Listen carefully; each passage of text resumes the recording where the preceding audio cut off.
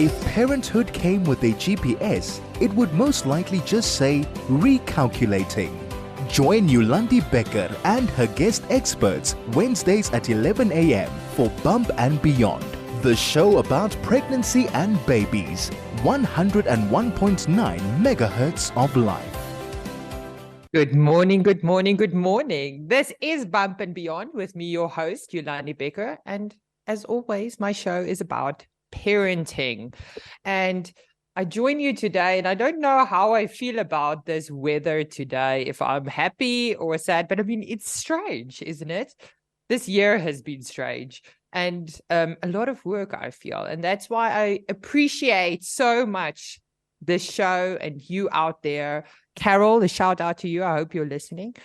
But today's show specifically is all about something important to prepare us for the future, for the unforeseen, even more so. I know parenting is also unforeseen. So this is, of course, going to add to it. My son, for instance, in his wonderful 11 years of existence, has had a couple of injuries. And it's funny because I would never, not when he was younger, I wouldn't have called him the typical boy. You know, like you speak to some moms and then they're like, yeah, he's like a typical boy. He's rough and has no fear. I would never have described my son like that. I think now that he's older, it's a lot more in that direction. But these injuries happened over the 11 years. I remember when we moved first into our house, he fell on the steps here by us. It's not a lot of steps, it's like 3 or 4 steps, and he fell on them, and he had like a golf ball sized like bruise bump on his forehead.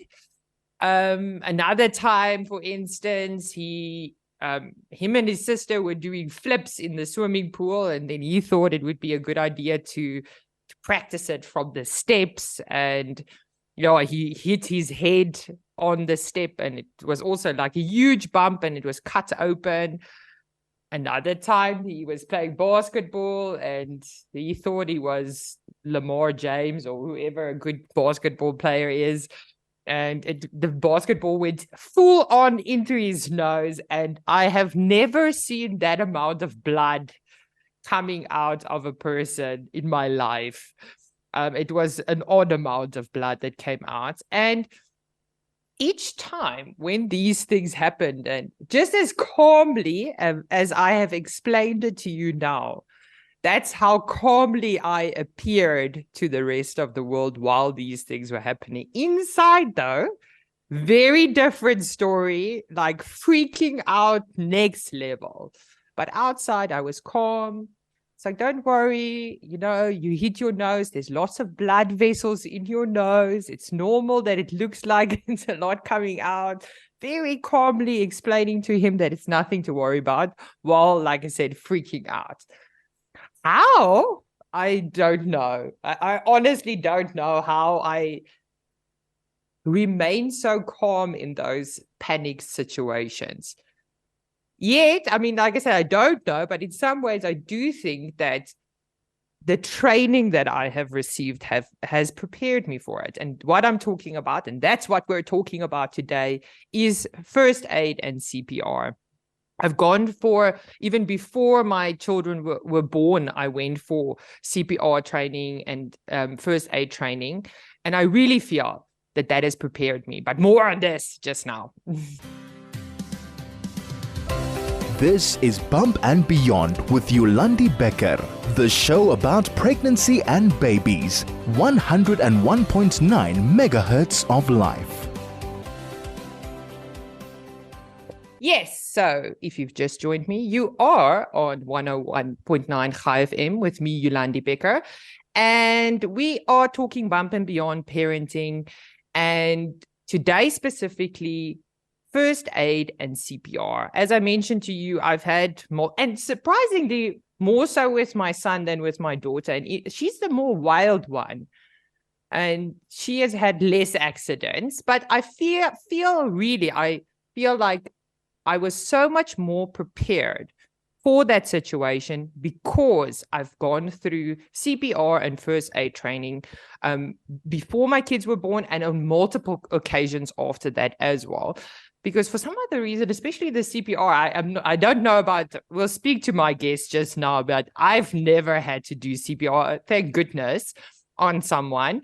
But to be honest, and then you kind of forget all that do. Another one more on that just now. I don't want to sing now on radio, but I want you to join, of course, like always, in the discussion. We are talking CPR, first aid. Did you attend any CPR first aid training with your own children? Or just because maybe you're a nurse? I don't know. There's lots of people who have to go for this type of training. Have you had experience? Share with us, like, have you had to perform CPR? Like a really cool story. That would be really great. As always, you can phone into the show on 010-140-3020. You can send us a telegram on 061 895-1019, or you can SMS us at 34519. SMSs are charged at R1.50. But as always, I'm not the expert, even though I have done the CPR training and I have done first aid. I'm for sure not the expert in this field. And before I introduce my guest, there is some facts that I want you to know about as well, is that drowning is one of the leading causes of accidental deaths for children ages 1 to 4.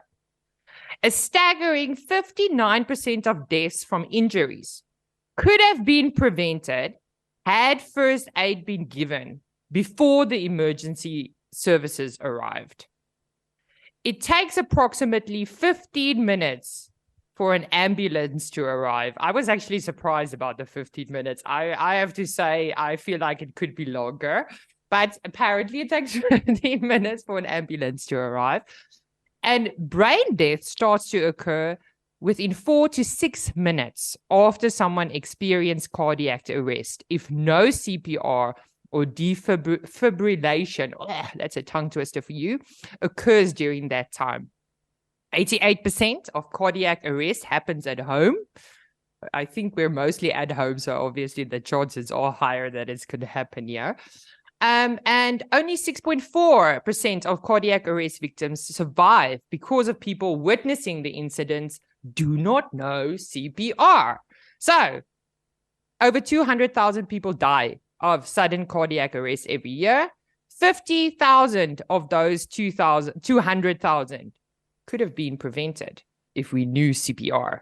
So, on that note, welcome, Angelique Dormehl, American Heart Association CPR and first aid instructor. And as always, mother of 2. Never interview someone who's not a parent, because this is a parenting show. Hello, Angelique. Hello, Yolandi. How are you today? I am very excited, as you can hear, as always, to talk to you. Yes, thank you for the invite. About this topic, because I mean, it is an important thing. As I mentioned, we could actually be saving lives here if we knew more about first aid, and again, be a little bit more calm during those panic situations. So let's start off with the basics. If people don't know, I would be surprised if people don't know what it is, but what is first aid and what is CPR? Okay, so I'll break it down. So I'll first talk a little bit about first aid, and then I'm going to tell you what CPR is. So first aid is basically the immediate care that we give to a person or a child who has suffered a sudden illness or injury. So it's basically that first and primary care that we as lay people, that's non-medical people, when we assist a person that's hurt himself until medical help arrives or until the paramedics arrive on the scene. Then first aid is basically there we want to prevent, number one, the person or the illness from deteriorating, or the incident from deteriorating. We also want to make the scene safe and make sure it's okay for the paramedics to arrive. Being a first aider, you also want to preserve life. So that's the important thing. As a first aider, our first and foremost priority is to save a life and preserve life. Then let's look quickly at CPR. So that's a very, very big word, and it took me a while to get to say that word. Luckily, I only have to say CPR. Yes, you only have to say CPR, but it is a huge word, and it took me a while before I managed to say it. But it's cardiopulmonary resuscitation. Okay, Ooh, so fancy. yeah, so I'm gonna break it down like I break it down for my students, and then you'll understand and you'll remember. So, like I said, CPR stands for cardiopulmonary resuscitation. Now let's look at the word cardio. Your cardio refers to your cardiovascular system. That includes your heart, your blood, as well as the blood vessels in your body. Okay, so it's your heart we're talking about. Then pulmonary stands for your lungs. So it's your respiratory system. So it's everything related to your pulmonary system. It's your lungs, your nose, everything you use to breathe, basically. And then the last word is resuscitation. So resuscitation basically means to revive a person, or according to the Oxford Dictionary, to make something alive again. So if you look at those words, cardiopulmonary resuscitation, we're going to revive the heart and the lungs or make it alive again. So that's basically what CPR stands for. No, I've learned a little bit. I knew kind of what it, but I didn't know the technical terms for it and was not going to try to pronounce it. I already got stuck on defibrillate. Anyway, not going to try that one either again. And it's very interesting for me as well that you were noting, also like the first aid, keeping the area safe and all that stuff, because I really feel that that's also something that we forget to do, but more on that just now. So don't go anywhere. Listen to the ads because they're important, but also then come back and listen to us. This is Bump and Beyond with Yolandi Becker, the show about pregnancy and babies. 101.9 megahertz of life. You are on 101.9 Chai FM with me, Yolandi Becker, and this is Bump and Beyond, and we're talking parenting. Very specifically, preparing ourselves for when the unforeseen, the horrible unforeseen happens. Because we obviously are preparing here for things that we really hope are not going to be happening. And we're talking to my guest expert today, Angelique Dormehl, who's an American Heart Association CPR and first aid instructor and mom of two. I feel like I'm really in a tongue-twisting situation here today, but you'll forgive me, I'm sure. Angelique, so before we went to the ad break, we were talking specifically about what is first aid and what is CPR.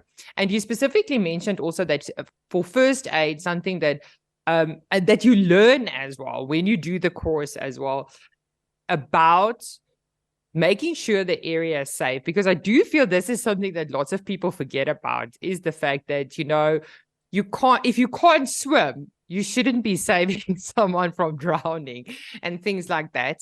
And I actually read, while I was preparing for this, I actually read about it. And I want to say it's only 1 in 12 people in South Africa can actually swim. So there's not a lot of people who can swim, actually. So don't try to save someone from a river or anything if you can't swim yourself.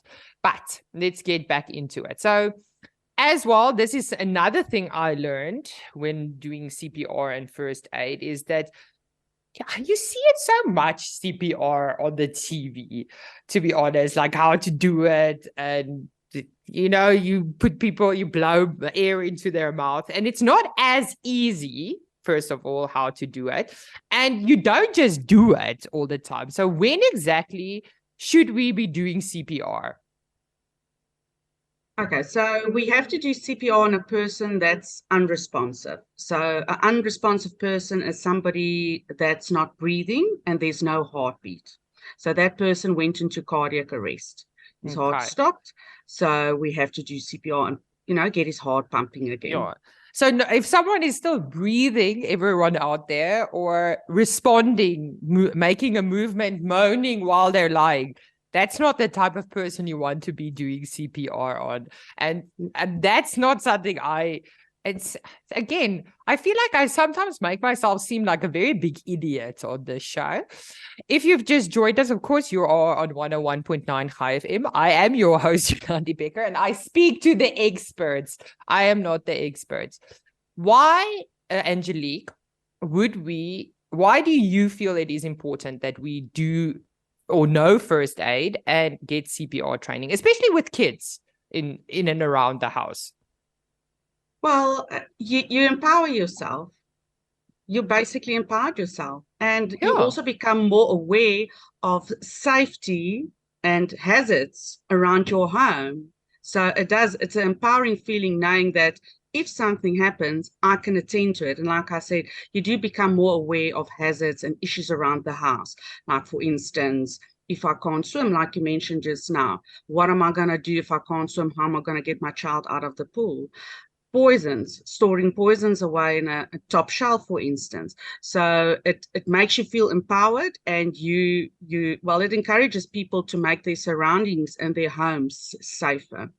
And it's really, like I mentioned, also for me, it helps you to, I mean, it's not necessarily gonna, always calm you down, but I do feel it adds, when you've got knowledge, that it adds a little bit to that just calmness when those crisis situations, because you do feel a little bit more, like you said, empowered to know what to do. So, that's the worst thing. If these situations, if you don't know what to do, then is when the panic sets in. And it's like you said, like small things as well. A big thing, like actually having the emergency numbers readily available I feel something that lots of people don't have. You just assume I'm going to phone 10111 and that's all. Even if people know that, that's the other thing, remembering just that is already a thing.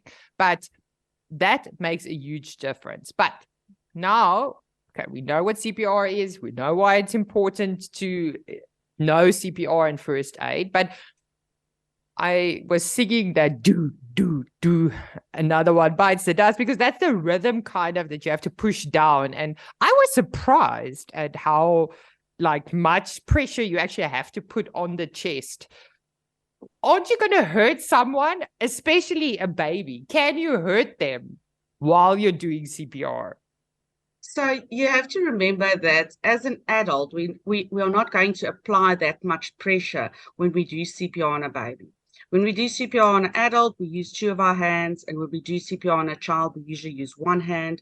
Obviously, we use our discretion depending on the age of the child. And then when it comes to a baby, we only use two fingers. So we're not going to be able to really press that hard because we are only using two fingers on the baby. And luckily, also we have to remember that the bones of babies and children are still flexible because they are growing. It's not like our bones. Oh, yeah. So That's I mean, yeah, I'm always learning when I do these interviews. If you've just joined us, you are on 101.9 High FM. This is Bump and Beyond, and I'm your host, Yolandi Becker. And of course, like always, we are talking parenting, but today specifically first aid and CPR. I want to hear a little bit your stories. Do you have an exciting story where first aid made a difference, or CPR made a difference? Even if you don't have an exciting story, have you done it? Have you thought about doing it? Please do join in the conversation by sending us a telegram on 061 895 1019, or you can phone us on 010-140-3020, or of course you can SMS us on 34519. I would love to have you share in your stories. So Angelique, before we get into the questions, don't you have an interesting story? Have you ever, because like I mentioned earlier, I've known CPR, not as well as you, for sure not, but I've known CPR for quite some time. And I've never been in a situation, luckily, I mean, I do have to say that I also don't want to wish this upon myself, that I've actually had to do it. Have you had an encounter where you've actually had to use CPR? Luckily not. I have trained people that had to do CPR on adults, but luckily I've not been in the position to actually do CPR. Okay, so no exciting story from you, unfortunately, about a guy next to the road and a big accident, and you were the first responder. My aunt always tells the story that she was once the first responder or the first person on an accident scene. And then she woke up in the hospital about an hour later because she passed out from all the blood. Funny story from me, but she's not good with blood. So now, let's have a situation here. If I'm alone now with my child at home, there's no one else, because we talked about the emergency numbers that you need to have up in your house. If something happens, this is a question I have for you is, do I first have to call for help, or do I first have to, and the same if you get to an accident, I guess you could say the same thing if you're the first person there and there's no one else. Do you first call for help, or do you first help the people? So it depends what type of situation it is. If it's a CPR situation and you're, let's say, alone at home with your child, I would do CPR. I would do one set of compressions and breaths on my baby or my child, and then I'll take my child and I will go and phone for help if I didn't have my phone on me. If I have my phone on me, I will do, I'll assess my scene, make sure it's safe for me, obviously, to attend, get the child out of the pool. And then at the same time, when I start my process of CPR, I will phone for help. Like you mentioned earlier, it does take a while for the ambulances to arrive, and it's important that they arrive. Then when it's a first aid situation, obviously you have to assess, do I really need an ambulance to arrive, or can I attend to the situation myself? So if it's a first aid situation, first just assess and see if this child or if this person needs an ambulance, or if it's something that you can maybe attend to yourself. Okay, and that brings me to my next question then now. What is your top essential first aid things that every parent should know? I mean, there's different things that could happen, but what do you feel is something that every person should know? Well, I think CPR can save a life. So I think all parents out there should empower themselves and get to know first, CPR and choking, what to do in a choking situation.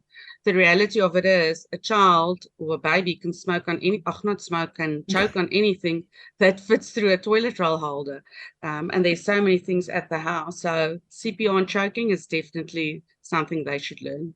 No, and I mean, for me, especially when a baby starts like solids, I wouldn't maybe say starts, but when you start giving them bigger pieces of food, I mean, for me, it always sounded like they're gagging. And again, the other day, I was literally in a hospital. I mean, it wasn't a nurse that told me this, but it was another parent, and I corrected them, where they literally told me, it's like, if your child's choking, you should take them by the feet and hold them upside down to get it out. And I'm like, no, please, everyone out there, that is not what you're supposed to be doing if your baby is choking. But I was surprised that so many people think that that's what you're supposed to shake your baby upside down when they're choking. Not what you're supposed to be doing.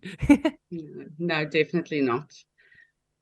So also a big thing, and I also recently now did this as well.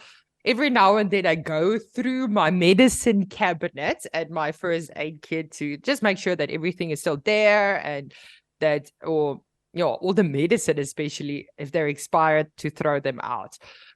But this is also a question I often ask my friends as well. It's like, what do you feel is the things that you have to have in a first aid kit? I mean, these days it's very easy. As I mentioned earlier, Dis-Chem delivers to you. So they've got really great first aid kits that you can kind of buy ready-made. But what do you feel should be in every first aid kit? So first aid, remember, first aid is not about what I have. You can always use a cloth or something around your home to apply pressure to a wound or something. But the basics I would say a parent should have at home is make sure you have enough gauze in your first aid kit and burn shield. That is a very important thing. That's a good one. Yes. Burn shield. Yeah, burn shield. I feel you can never ever have enough burn shield. So have plenty burn shield, have your thermometer there, and maybe, like I said, have a glove. Have gloves in there, because obviously if it's somebody else, you want to protect yourself and use the gloves.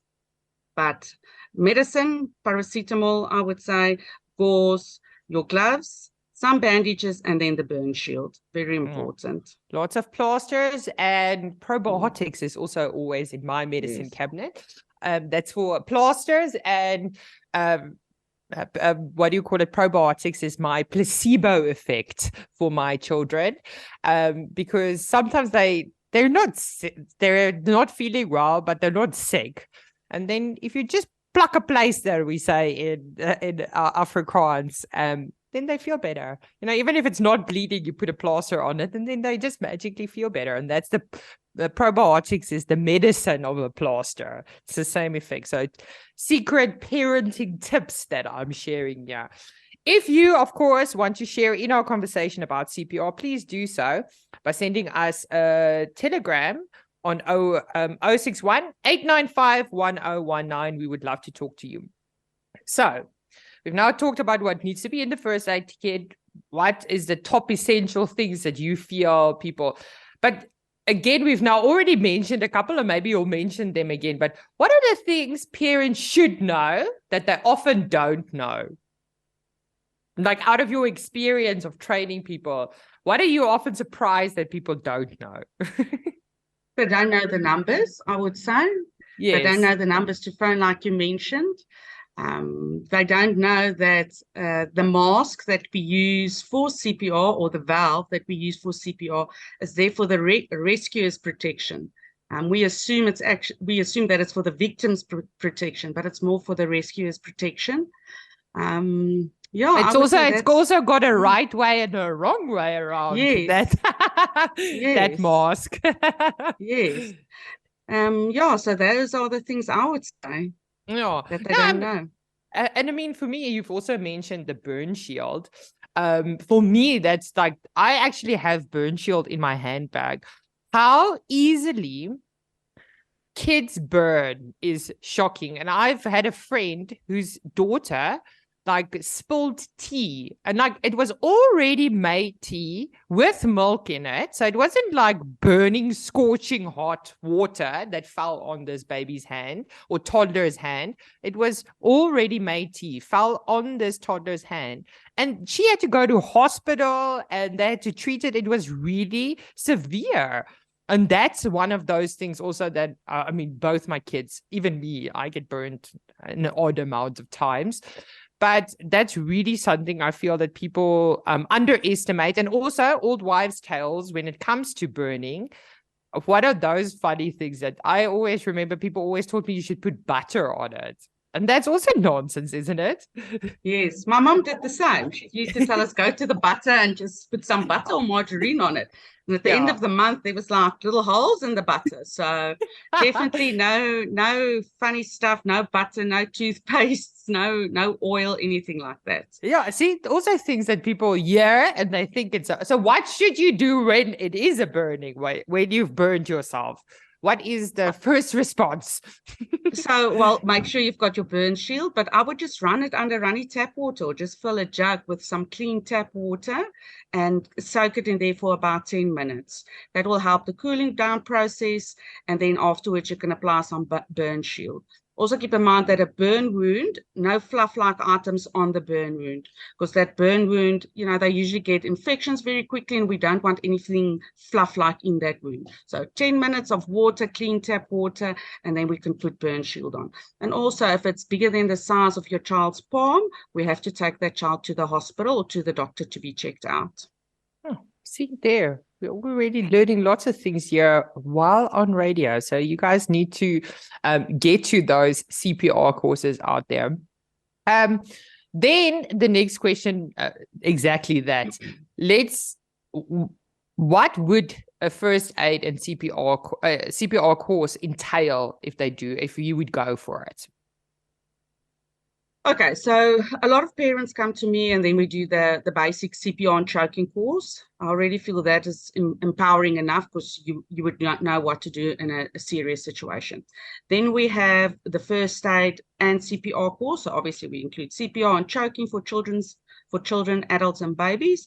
And then we include like how to treat a burn wound, what to do if a child has broken a bone, bandages, cuts, sprains. I think I've mentioned the burn wound, safety prevention, how to make sure your house or the area where you stay or the school prevention is better than prevention. cure. Exactly. Yeah. No.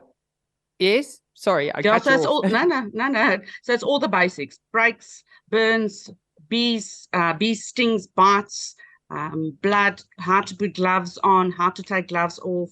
A lot of the time, people don't know how to remove gloves without contaminating their hands. Yeah, those are the basics that we do. Ah, I do, we'll, we do pay a we'll lot of add attention on on this. we'll add a little bit more onto this just now. This is Bump and Beyond with Yolandi Becker, the show about pregnancy and babies. 101.9 megahertz of life. So if you've just joined me, you are on 101.9 High FM. This is Bump and Beyond, and I'm your host, Yolandi Becker. And today we are speaking first aid and CPR. Specifically, this is, I feel, really something that every person, especially parent, needs to have. Unforeseen things happen so quickly and so often. It's more often than what we would want with children. And it can really make a huge difference how the recovery is afterwards, how you react in that situation. If you are informed about certain things and you like Angelique, my guest, mentioned, you're empowered through the knowledge that you have. And I've already learned quite a lot. I do have to say I learned a lot, but some of it I knew already, and you just refreshed my memory. But for me, one of those things, like I said, is the burn thing is quite a normal thing. But even, we mentioned also, remember to have the numbers up in your, somewhere in your house. Save it on your phone, these emergency numbers. Have your own emergency numbers saved on your phone. These days, you can have an ICE number in case of emergency number on your phone that people can access so that they know who to phone if you're unconscious. But in the end of the day, have numbers available so that you don't have to look for these things. You think, oh, no, man, I'll just Google it when I'm there. When you're in a rushed situation, 30 seconds can make a difference. So have those things readily available and empower yourself with the knowledge. Angelique, so before we run out of time, I should probably get to my questions, or my final question. So you've mentioned what all the first aid and the CPR, all the wonderful empowering information that it entails. Let's get to how often should a person be doing it? Because I know I've done it before the kids were there and then again twice, I think, after that. Not as much as what you do it. I think you do it once a year or something. How often do you think parents should go for CPR training or first aid training? So the certificates, if you do one of the American Heart Association or the resus courses, it usually expires every 2 years. So you have to renew your certificate every 2 years. But if you have small children or a child at home under the age of 10, I would say make sure you do it every 2 years. Even myself, I have to do and update my certificate, my instructor certificate on a regular basis. Yeah, and I mean, I do think even now I can remember the song, but I think it's you have to push down 30 times and then give a breath and push down 30 times. Am I remembering correctly? It's 32, 32, 32 times 5. Yeah. Oh, okay. So it is, and that's the thing is it's that type of things that you forget and that you just need a refresher on again. That's also another question that I have about the CPR while we're on that, is that now you say 32, 32, 32, 5 times. Is it important to do the breathing, or can you just do the pushing down part? If you don't know how to do it, should you rather leave it or should you at least attempt it if you're in a situation? Or what is it? Is it better to at least try something, or is it you have to do it in the right way or else you can't do it? So you can do, well, let's start there. The first rule of first aid is basically your scene safety, and whose safety is more important, yours. So if you're in a situation where you do not have a mouthpiece, or you don't have a mouthpiece and it's a stranger on the street, I would suggest that if you don't want to do CPR without the mouthpiece, that you do hands-only CPR. So you will only do the compressions. You're not going to give the breath. But obviously, if it's your child at home, you're not going to be worried about a mask or a valve to do the breaths. However, if we do hands-only CPR, it's only effective for about 10 minutes, or around about 10 minutes, yeah. So if you do the breaths with the compressions, obviously your chances of survival improves greatly. So is it advisable that if you do the training that it's everyone in your household should go for it, or all the adults, let me rather say that? Is it advisable that everyone goes for it, or is it okay if just one person is qualified? Well, in my household, we used to be 3 adults, and 2 of the adults has done CPR and choking. Then my little daughter, she watches me. And sometimes if I'm busy outside setting up or busy with stuff, she'll take one of the dolls and just pretend that she's doing it. So even a small child, and she's 8 years old, they watch you and they mimic you. But yeah, we are 2 adults in the house. And obviously Isabel will know what to do in a situation. I haven't taught her, but she sees what I'm doing. Yeah, that's very interesting. So Angelique, before you go, please do share with us where people can get a hold of you and reach you to if they want to do courses. Where do you have a course coming up that people can come to? Okay, so I do go out to homes, and I do go out to mom groups and facilities wherever you need me. I do go out for groups. Otherwise, I do have a training center in Boksburg where I train from my training center at my house. And like I mentioned, I go out to your house or to mommy groups or to clinics wherever you need me. Schools as well. This weekend I was at a school doing first aid and CPR. But yeah, I've got courses. If you tell me, listen, I've got a group of 6 people, I book a session and I come out. So yeah. And where can they email you, or where can they? Yes, they can email me, or they can WhatsApp or even phone me. Can I give you my details? Yes, please do. Okay, so my number is 082-949-2109. And my email address is benoni@edubabe.co.za. I am obviously a lot on the road and busy with consults and out and about, so my phone is with me all the time. So I'm much more responsive on my phone than an email. Okay. No, thank you so much for sharing that. We do have here, Jonica Pretoria sent us a message, and she is on Telegram. She said that in her first aid kit, she also has stall dripples, linens, and she's used it more than once for stopping bleeding. So also a tip from parents, yeah, please do share with us those tips, because I have a certain things that I always have in my medicine cabinet. Let me not just call it my first aid, because the first aid obviously always has plasters and bandages. And to be honest, sometimes I'm a little bit surprised how often I use those things. But I'll share what's in my medicine cabinet just now after this ad break. This is Bump and Beyond with Yolandi Becker, the show about pregnancy and babies. 101.9 megahertz of life. And just like that, another show is coming to an end. If you've missed this show or any of our other shows, please go on chaifm.com, as the podcast will be available.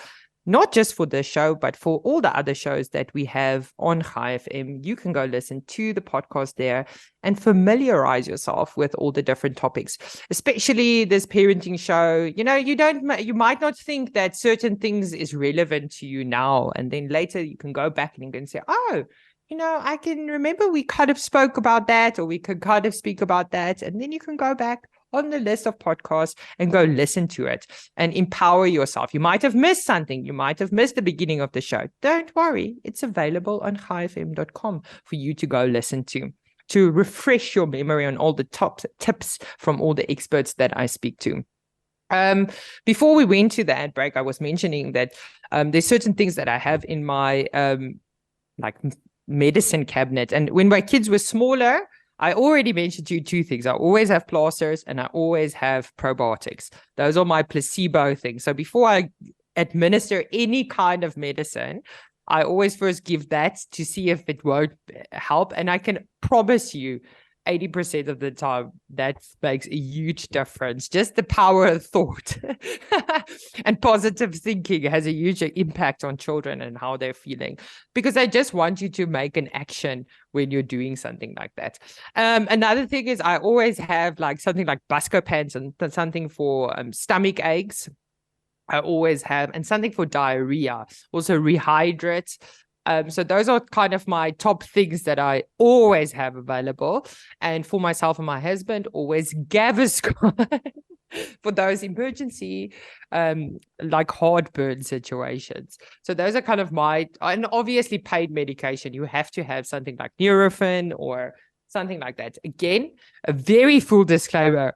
I am a parent, not a doctor. So I cannot advise any of these things on a medical basis. This is on a personal note that I'm sharing with you. Angelique, what's your top? Is there anything you want to add to your medicine cabinet that you always, Dettol is also something I always have. Yeah. And like you said, the rehydrate is very important, especially now. If you don't have rehydrate, to know how to make your rehydrate or your salt and sugar solution. And burn shield. I'm prone to burning myself, so I also have burn shield. Sheets, and masks and gloves. So if you have to do CPR on a stranger, because if you know how to do CPR, you can save a life. That's a nice note to end on. So if you guys want to make contact, the details will be on our podcast as well. And on our social media, we'll share the details for Angelique Dormehl. Thank you so much for joining me. It was really, really nice and such an important topic, I think, also for parents to know that they need to go do this, and a little side notes as well of empowering them so that before they go, that they already have some information. So thank you so much, Angelique. I really, really appreciate it. No, thank you for inviting have a wonderful day. Yes, but that is basically that for our show today. It was wonderful, as always, speaking to you. If you've got specific topics that you want us to cover, please do send us an email on bumpandbeyond@chaifm.com, as we are very much open to your suggestions.